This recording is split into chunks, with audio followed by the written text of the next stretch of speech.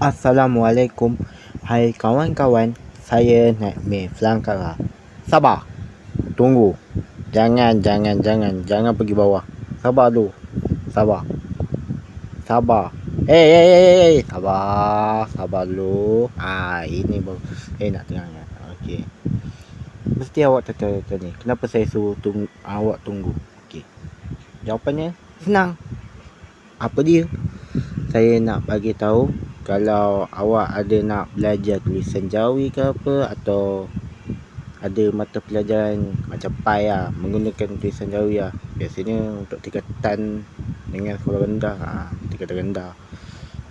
Tingkatan rendah tu maksudnya lupalah tingkatan apa. Tak apalah. Awak boleh pergi ke laman web ni. Sekejap saya tunjuk. Laman web ni saya yakin 90% boleh bantu awak.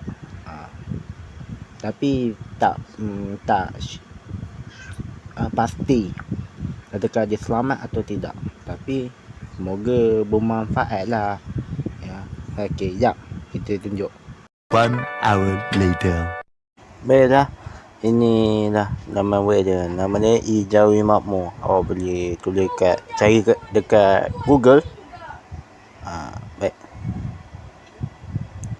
Saya tunjuk apa yang senang kata latihan apa ni. Jap. Aduh. Molek Alang. Okey, tadi ngelek kan. Ni. Aplikasi Jawi dalam talian. Okey. Pertama kalau nak klik di sini dekat ni pun boleh, ataupun awak pergi ke bawah. Dekat bawah ni senang dah. Okey, macam mana nak yakinkan awak?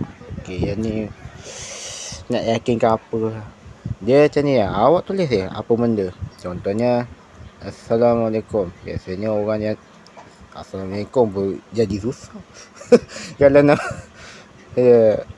betul, kalau percaya tak kali. Tu Assalamualaikum. Lepas tu apa lagi kalau nama saya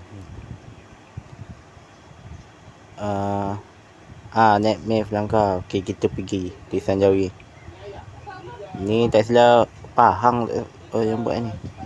Alah, lembaknya. Tu Naimi Flangkara. Bagus. Kalau VTuber. Okey.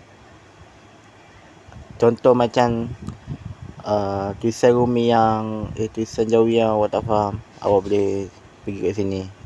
Dia kat sini. Yalah, kat sini pun boleh tulis. Okey. Contohlah saya tulis kat sini. Dah padang. Ni padang. Jawi kita tulis contoh. Jak. Malay Arabic. Betul tak? Contohlah. Ni. Lepas tu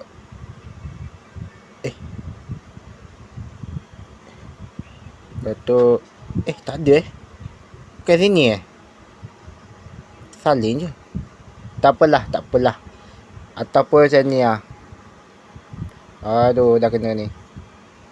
Ni nama awak dalam Jawi pun ada orang tak erti. Ada. Kawan-kawan saya pun ada tak erti. Okey, ni. Baiklah. Kita pergi ke mana tadi? Sekejap. Kita pergi balik ke tempat saya. Alah.